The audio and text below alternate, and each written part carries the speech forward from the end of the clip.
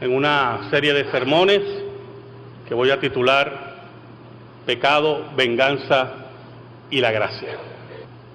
Hermanos, buscamos Génesis, capítulo 37, y vamos a leer los versículos del 1 al 11.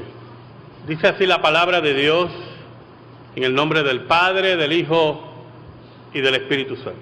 Habitó Jacob en la tierra donde había morado su padre, en la tierra de Canaán. Esta es la historia de la familia de Jacob.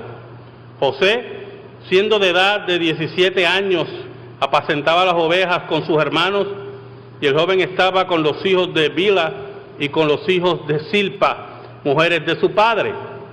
E informaba José a su padre la mala fama de ellos.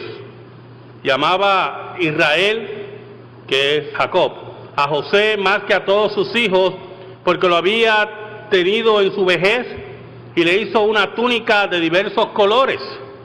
Y viendo sus hermanos que su padre lo amaba más que a todos sus hermanos, le aborrecían y no podían hablarle pacíficamente. Y soñó José un sueño y lo contó a sus hermanos, que ellos llegaron a aborrecerle más todavía. Y él les dijo: oíd ahora este sueño que he soñado. Y aquí que atábamos manojos en medio del campo, y aquí que mi manojo se levantaba y estaba derecho, y que vuestros manojos estaban alrededor y se inclinaban al mío. Le respondieron sus hermanos: ¿reinarás tú sobre nosotros o señorearás sobre nosotros? Y le aborrecieron aún más a causa de sus sueños y sus palabras. Soñó aún otro sueño y lo contó a sus hermanos, diciendo: he aquí que he soñado otro sueño, y aquí que el sol y la luna y 11 estrellas se inclinaban a mí. Y lo contó a su padre y sus hermanos, y su padre le reprendió y le dijo: ¿qué sueño es este que soñaste? ¿Acaso vendremos yo y tu madre y tus hermanos a postrarnos en tierra ante ti? Y sus hermanos le tenían envidia, mas su padre meditaba en esto. Oramos. Dios bueno y Dios verdadero, cuán insondables son tus misterios, los cuales me asombran, y cada día me demuestran lo pequeño y pecador e insignificante que soy y que somos. En esta hora, Señor, yo te pido en el nombre de Cristo, mi Rey y Salvador, Rey de la Iglesia, que me escondas bajo la sombra de la cruz y que tú llegues a las necesidades de tu pueblo.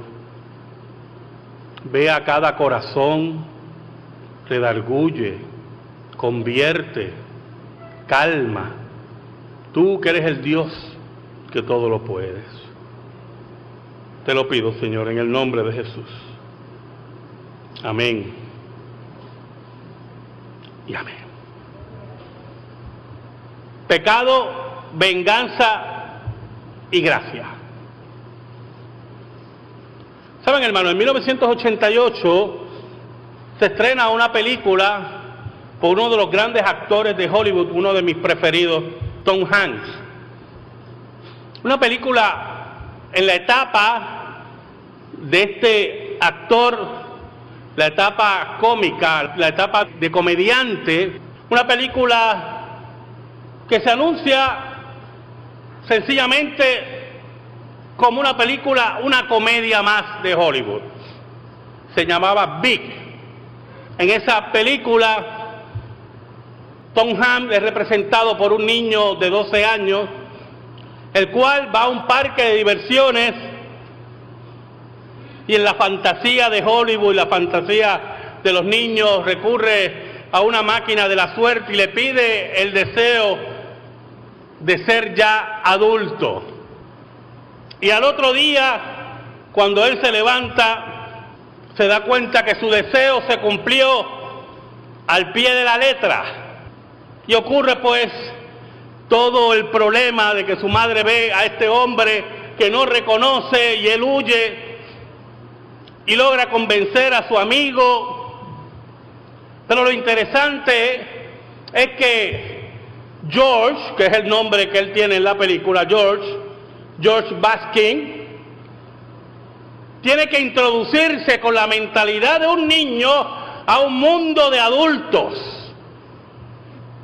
el mundo y todo el enredo, toda la maneja que hay en el mundo de odios, de venganza, de competencia para un niño de 12 años que en el proceso debe estar envuelto, cumple sus 13 años, y allí con esa mentalidad,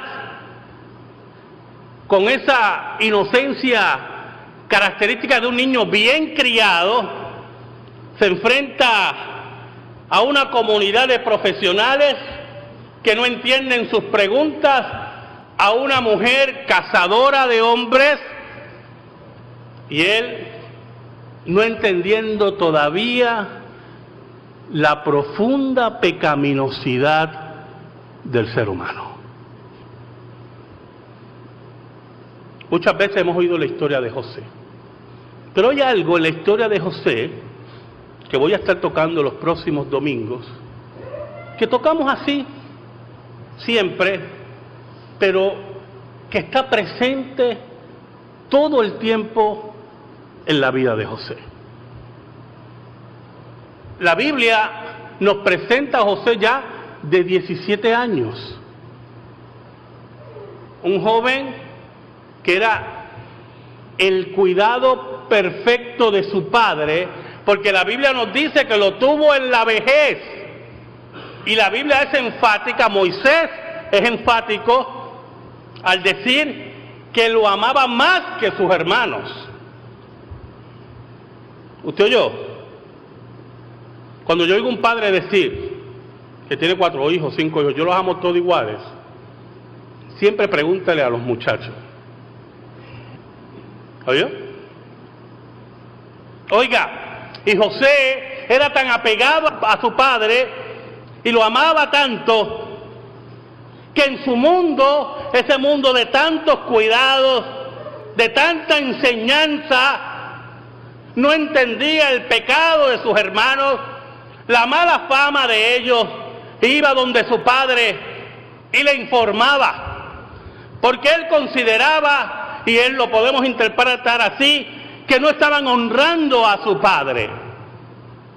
En ese mundo de pecado, en ese mundo de intrigas, José entra, y entra inocente,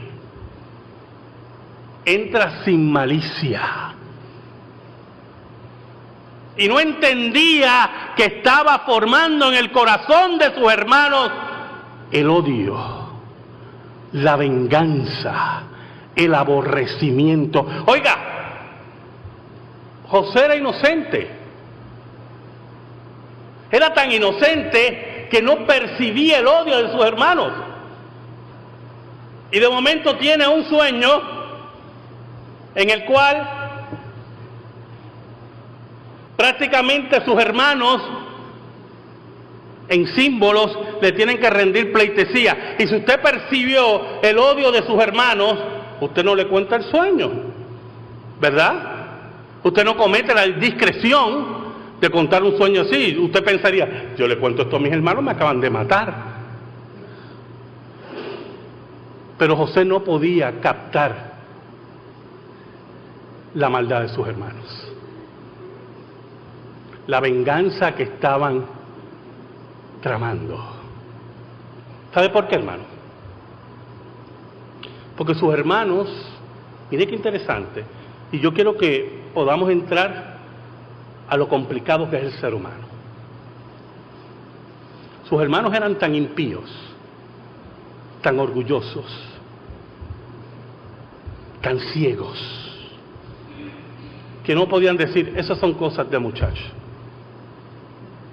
No podían decir, recuerda que es muchacho de 17 años. No podían decir, recuerda que el viejo lo tuvo cuando ya era bastante mayor. Es lógico que... No. Eran impíos. Para ellos, José era como ellos. Malo, vengativo, odioso. No podían interpretar las acciones de José como la labor de un joven inocente al cuidado continuo de su padre. sino lo interpretaban como ellos eran. En su profundo pecado, dice la Biblia, y me llamó mucho la atención, cómo con cada acción de José, la Biblia dice que lo aborrecían más. Y eso a mí me trabajaba. ¿Usted entiende, hermano? Pues yo decía, ¿cuánto odio puede acumular un ser humano? El versículo 4 me acordó tantas cosas, hermano.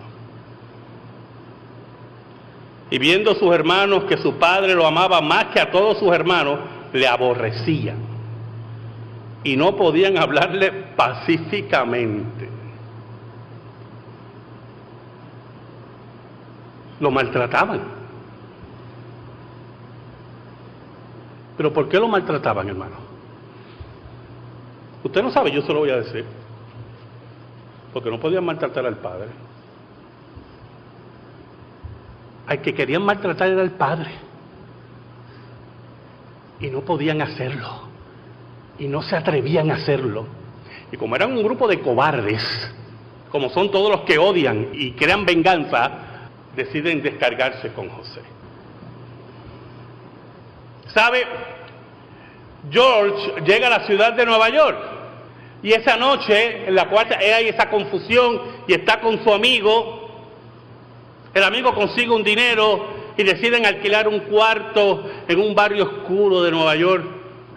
Es interesante porque las conversaciones que usted oye, en el fondo, la película cuando usted la oye en inglés, en español se pierde, ¿verdad? Pero cuando la oye en el original inglés, las conversaciones en español son de puertorriqueños.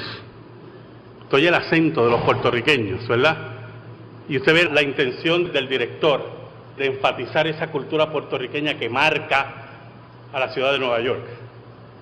Y George, en su inocencia y en su confusión, se queda esa noche rodeado de tiroteos, de gritos, de conversaciones altas, como habla el latino, ¿verdad?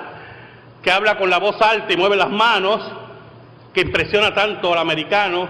Yo tenía un amigo que hace tiempo no lo veo, asistió a una iglesia en los Estados Unidos y una vez visitó un predicador y era una iglesia de muchos latinos. Y el predicador, después que terminó, ¿verdad?, y se acabó el servicio, él veía a los latinos hablando afuera. ¿Sabes que el latino mueve las manos y habla? Y él creía que estaban peleando. Y él fue donde el hermano, mira, hubo un problema con mi sermón. Y él le explica. Oiga, hermano, al otro día, el amigo de George llega y le dice, mira, tenemos un problema.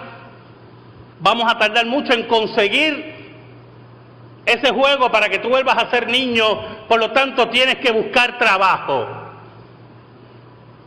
Y a un niño de 12 años con el cuerpo ya de un joven de 28, de 30 años, era una complicación. Oiga, pero en esas vueltas que da Hollywood para que usted siga la comedia, él consigue trabajo precisamente en una juguetería. Perfecto, la mentalidad de niño para una juguetería.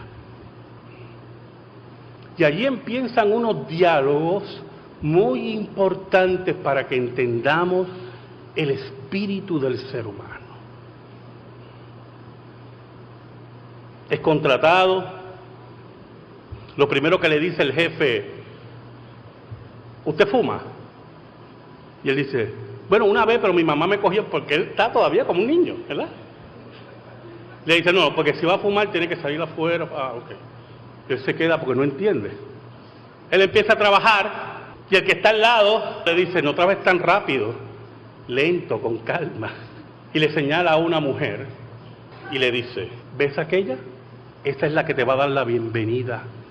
Es la que le da la bienvenida a todos aquí. Te rodea así con los brazos. Y él lo mira y le dice, pues tendré cuidado que no me dé la bienvenida. Y él lo mira. Está ante el pecado, está ante la maldad, está rodeado de un mundo salpicado, enemigo de Dios. Y él, como un niño, no percibe, no puede percibir el pecado, no puede percibir los intentos del hombre. por romper la ley de Dios. Allí está José, sus hermanos lo aborrecen, no le hablan pacíficamente, y José no puede percibir el odio de sus hermanos, no puede percibir la trama de los hermanos, la venganza que están tramando contra él, la venganza la cual busca no herir posiblemente a José. José es el símbolo a quien quieren herir a su padre, ese que nos quitó el cariño, ese que nos sustituyó por José. Y así es la venganza. La venganza no tiene límites. La venganza confunde mensajes. La venganza odia. Viene del origen del pecado. La venganza piensa y dice, me hiciste esto y yo me las voy a cobrar. ¿Sabe? Un autor dijo una vez que hay un gran fallo en la ley de la venganza. Nunca acaba de ajustar las cuentas. Y eso es una gran verdad.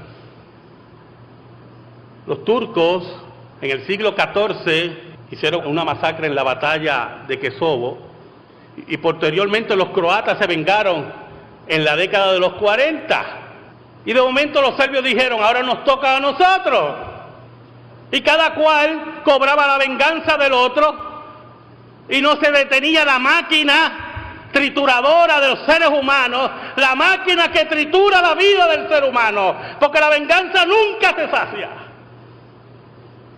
Oiga, y en esa vida de José, en esa vida que no percibe el odio de sus hermanos, tiene un segundo sueño. ¿Sabe? En la película, el dueño de la juguetería, aparte de ser dueño, es un líder y es un visionario. Y en una ocasión, un sábado, George, recuerda que es un niño de 12 años, va a su área de trabajo, a la juguetería. Y adivina qué fue a la juguetería. Los que no se acuerdan de la película, fue a jugar.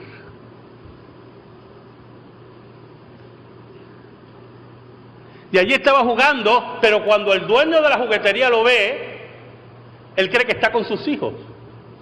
Y usted está aquí con sus hijos porque no puede concebir, no entiende que es un niño de 12 años.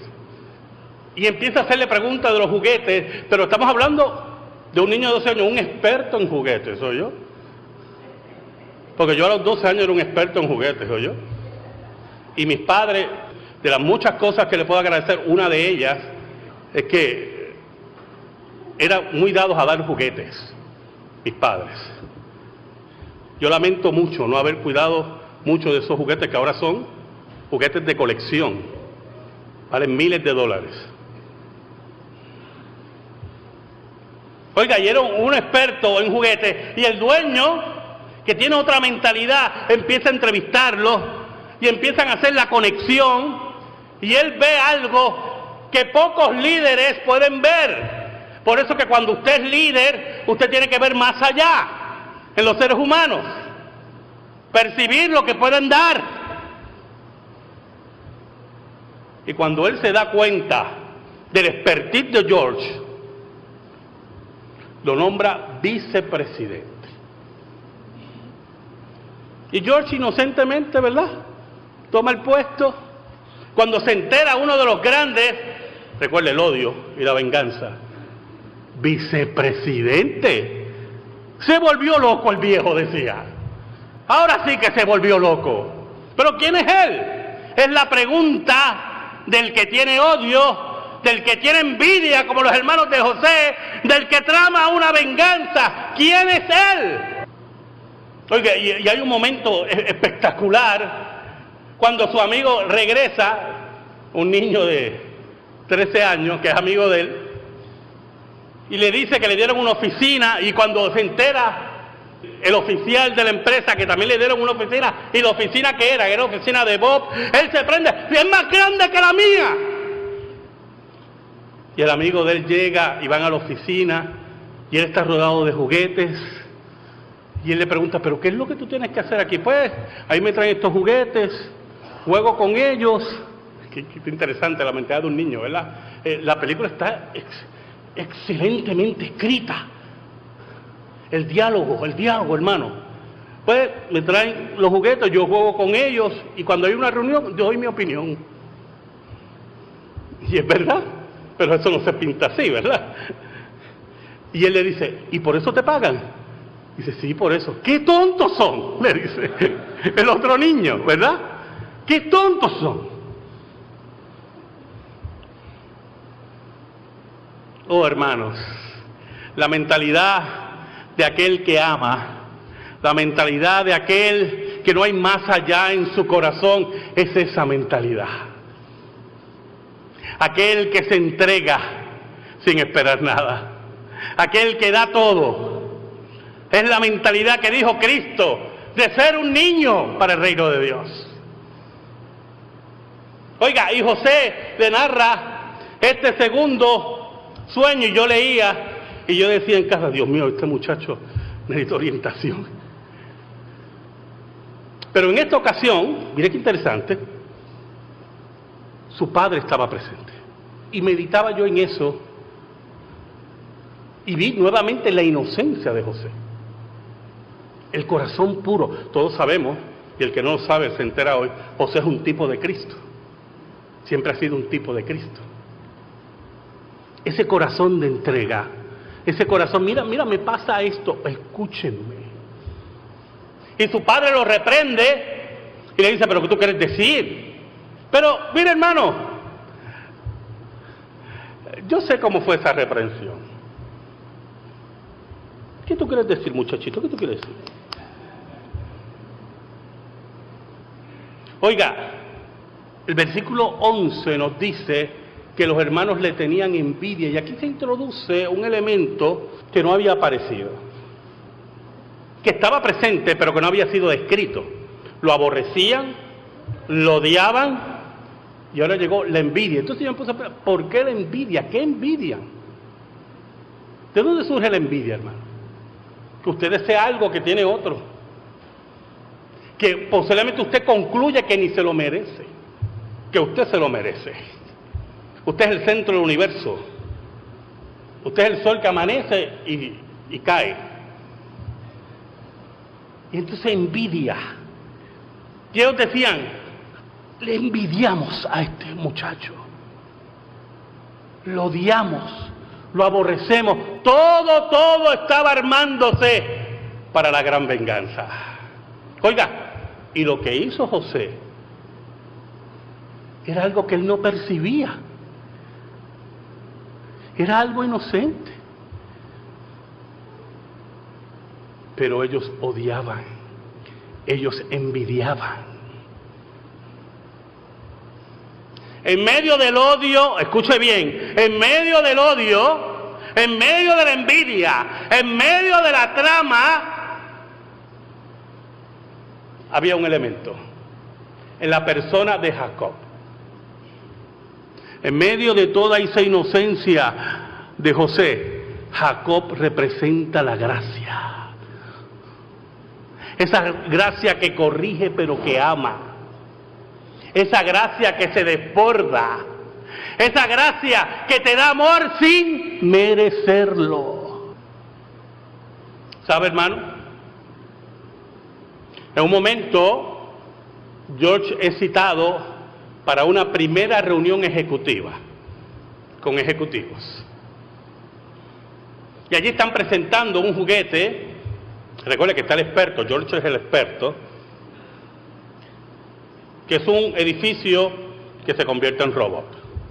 Y allí están los estudios de mercadotecnia, y allí está todo, olvídese, todo una reunión profesional, y él levanta la mano como un niño inocente, como José, y dice, no entiendo. Y el ejecutivo, que ya estaba molesto porque lo habían hecho vicepresidente, le pregunta, ¿qué no entiendes? ¿Por qué un edificio? Y entonces él saca todos los estudios de mercadotecnia a un niño de 12 años. Y todo lo que había subido en porciento y las gráficas. Y ahí termina, y él vuelve y levanta la mano así tímido y dice, no entiendo. Y el dueño, ¿sabe algo, hermano? El dueño de José era Dios. El dueño que dispensa las gracias era Dios. El que conocía el corazón de José era Dios. Oiga, y el dueño de la juguetería le dice: ¿qué no entiendes, George? Y él explica en su mente de niño por qué no debe ser un edificio. Y lo explica en detalles y le derriba la idea al ejecutivo. Y lo alaban. Y le dicen: wow, esa es la mejor idea. Claro que sí, las posibilidades que tú has expuesto, ¿verdad? No hay necesidad de escribir el juguete. Lo que tú has descrito, olvídese, tienes un sinnúmero de posibilidades. Y él, inocentemente, expuso la idea. Pero el ejecutivo dijo: vino a destruirme. No entiendo, vino a destruirme. Me odia. Porque los que odian, los que tienen venganza en su corazón, ven odio en el otro. Ven venganza en el otro. Oiga, y allí estaba José contando su sueño, y su padre reprendiéndolo, y la envidia creciendo, y la venganza creciendo. Escucha lo siguiente, hermano, en esta tarde. Escucha lo siguiente. Vas a estar rodeado de enemigos que odian a Dios. Tú mantente. Porque si tú conoces tu corazón, tú no puedes echar hacia atrás. Recuerda el relato de Daniel, que muchas veces se lo he dicho. Cuando el rey volvió por la mañana desesperado: Daniel, siervo del Dios Altísimo, ¿te ha librado tu Dios de las fosas de los leones? Y Daniel contestó: sí, rey, para siempre vive. Me ha librado, ha enviado su ángel, porque él sabe que nada malo he hecho.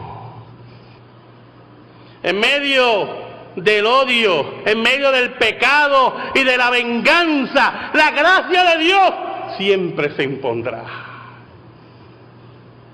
¿Sabe algo? Este relato lo quería tener para el segundo sermón sobre este tema, pero yo creo que se lo voy a dar ahora. En 1944,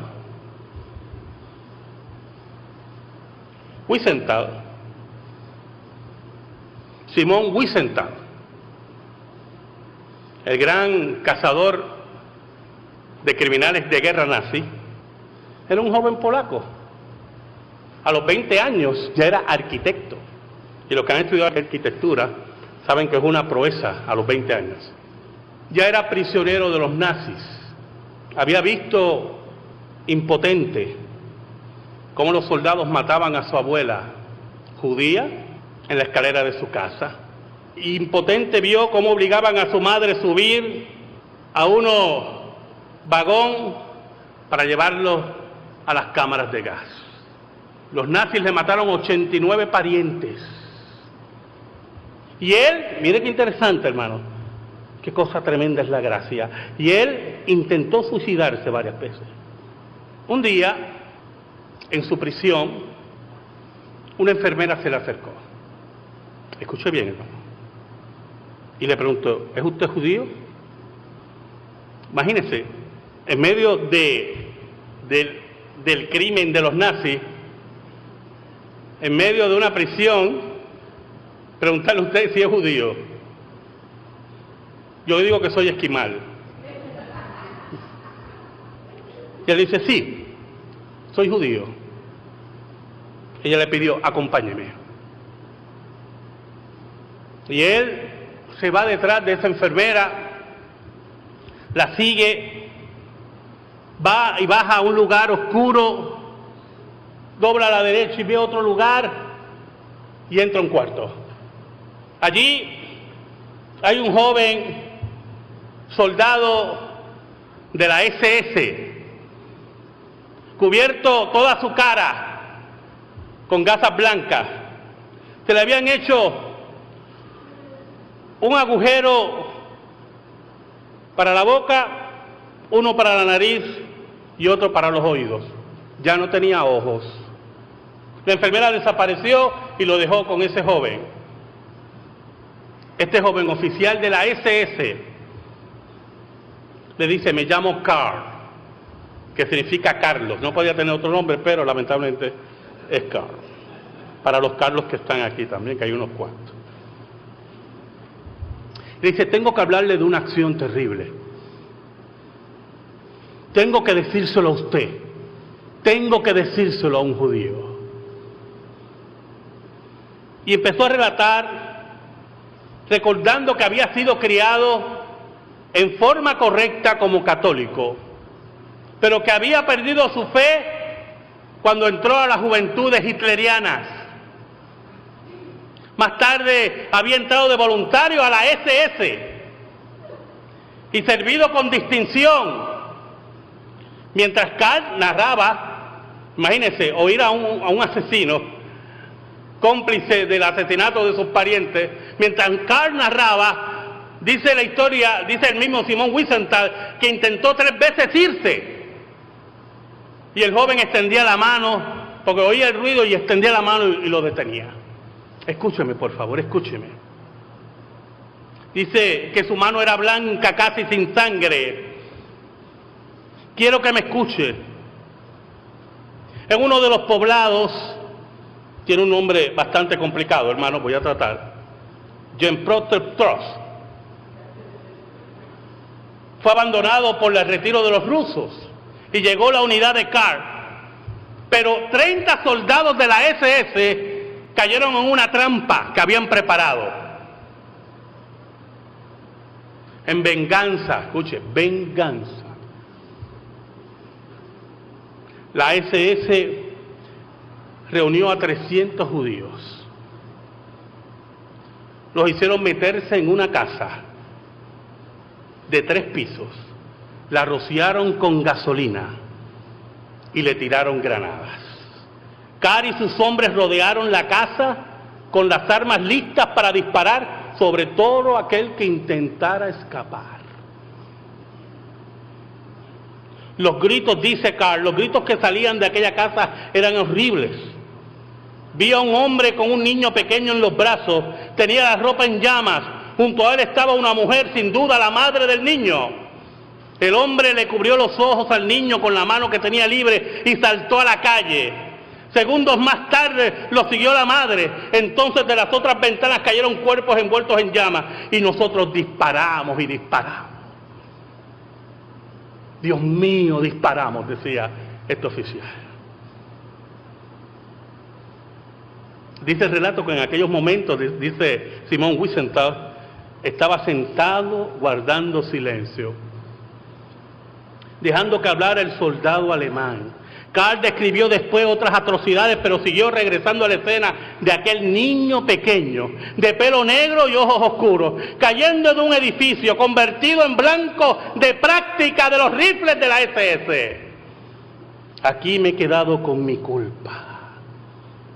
En estas últimas horas de mi vida, usted está conmigo. No sé quién es, solo sé que es judío y eso me basta. Sé que cuanto le he contado es terrible. En las largas noches en que he estado esperando la muerte, una y otra vez he deseado hablar de todo esto con un judío y pedirle perdón.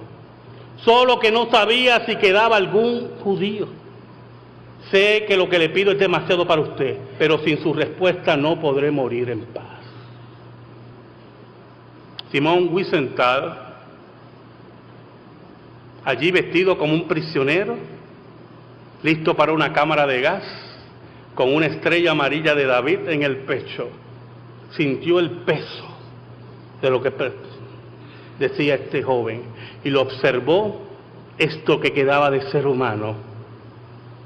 Y él dice, por fin me decidí, me levanté y me fui.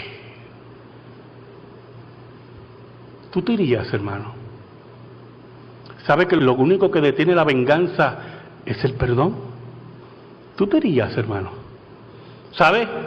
Años después, en su libro Girasoles, donde él cuenta esta historia, él dice que escribió a muchas personas para que le dieran su opinión. Un creyente le dijo, yo lo hubiera estrangulado. ¿Sabe, hermano? Lo profundo de la gracia,